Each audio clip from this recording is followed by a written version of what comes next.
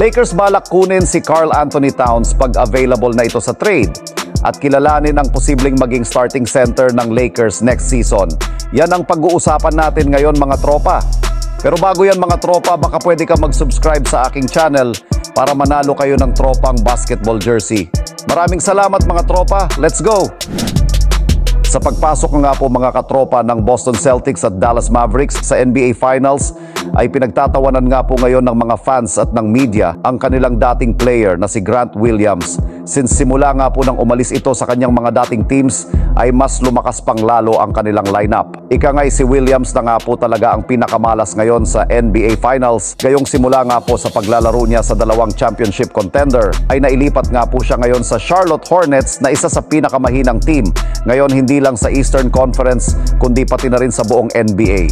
Ngunit hindi rin naman nga po totally minalas si Grant Williams ngayong season, gayong kung sakali man nga po na manalo at magkampiyon ang Dallas Mavericks sa NBA Finals ay isa rin naman nga po siya sa mga manlalaro na makakatanggap ng championship ring since naging parte rin naman nga po siya ng kanilang team ngayong season.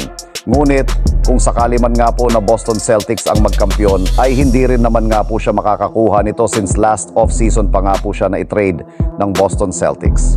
At dito naman tayo mga tropa sa susunod nating balita, napapakawalan na daw ng Minnesota Timberwolves itong si Karl Anthony Towns. Ayon nga mga tropa sa isang NBA insider itong si Karl Anthony Towns, ang nakikitang iti-trade ng Wolves para daw mabawasan nga ang kanilang payroll next season. Dahil aabot nga ng $49 million hanggang $61 million hanggang sa 2028 ang kontrata ni Towns. Malaki nga talaga ang masasakop ng kontrata ni Towns at gusto lang din ng Wolves na mag-focus na lamang dito kay Anthony Edwards. Kung mangyayari nga ito mga tropa, ay ang posible nga na makuha ito ng Golden State Warriors at nitong Lakers.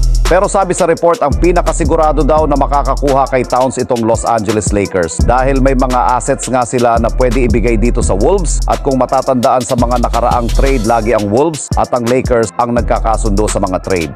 Ayon din sa mga NBA analysts, pag nakuha nga daw ito ng Lakers ay posibleng maging top contender team sila sa buong NBA. At saka bagay daw ang style of playing ni Towns sa team ng Lakers. Naga-average nga itong si Towns ng 21.8 points, 8.3 rebounds at 3 assists per game while shooting 50% field goals. Anong masasabi nyo dito mga tropa kay Towns? Maganda bang add ito sa team ng Los Angeles Lakers? Pakikomento naman dyan sa ibaba. At para naman sa huli nating balita mga tropa ay patungkol pa rin sa Los Angeles Lakers. Isa nga sa mga kulang sa roster ng Lakers mga tropa ay ang isang legit na big man na maaasahan sa mga rebounds at scoring in the paint. At ayon nga sa report mga tropa ay interesado nga daw po ang Lakers sa isang sentro dito nga sa NBA draft. At ito nga ay si Zach Edey, isang 22-year-old na 7'4" ang height na may solid na body frame itong Edey na pwede ngang magamit ng Lakers pantapat sa mga bigating sentro sa NBA tulad nga nila ni Nikola Jokic at Joel Embiid. Sa ganitong height nga ni Edey ay paniguradong ipantatapat din ito kay Alien Victor Wembanyama. Nag-average nga sa last college season itong si Edey na 25 points, 12 rebounds at 2 assists per game while shooting 62% sa field. At isa pa mga tropa dahil hindi na nga magpapatuloy si Howard sa Lakers next season ay talagang sisiguraduhin ng Lakers na makukuha nila ito sa draft night.